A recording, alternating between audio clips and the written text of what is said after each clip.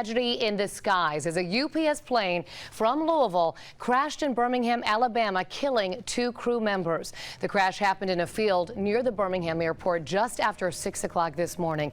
You can look at some of the latest video into the Wave 3 newsroom here, and an aerial view shows how destructive this crash was. Debris was scattered everywhere. The loud crash shook nearby homes, leaving area residents wondering what happened. I didn't know what it was. Then after I heard this, it shook the whole house. It shook. Then maybe 15 minutes after that, you can hear it shake again.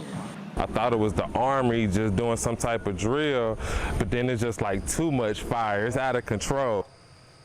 The crash happened near the Birmingham Shuttlesworth International Airport. That is Alabama's largest airport and one of the 75 busiest airports in the United States. Tonight, we have live team coverage of the UPS crash, beginning with Wave 3 News reporter Janelle McDonald. Janelle joins us live from the crash scene in Birmingham. Janelle?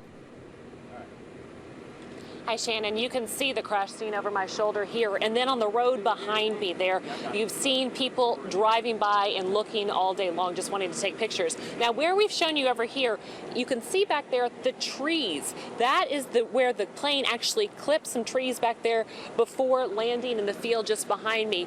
This used to be actually all part of a neighborhood where the plane ended up crashing, but as we're familiar with in Louisville, they have bought up the property over time, and now, as you can see, it's an empty field, and the people in this neighborhood are grateful for that, and so grateful that this wasn't much worse. It seemed like to me it circled the neighborhood, and these pilots actually really gave up their lives to save multiple lives, through the neighborhood. So hats off to them.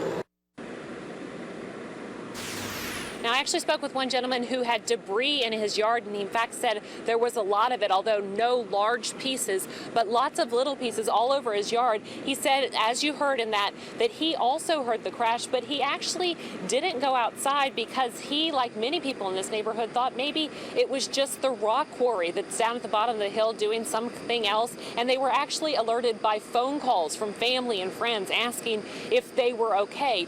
Now, our sister station here in Birmingham actually has a chief meteorologist who is a pilot, and he provided some information about this runway 18, where this plane was attempting to land. He said it's not the normal runway that commercial aviation would use, that it was a different type of runway, and it doesn't have what's called a glide scope, which tells the plane where it is up and down on its approach, and the approach here is a bit steeper. Now, whether that contributed to this crash, we still don't know. We are waiting for an NTSB news conference that's scheduled to get started in just a few minutes, and we'll be monitoring that and bring you the latest. Shannon.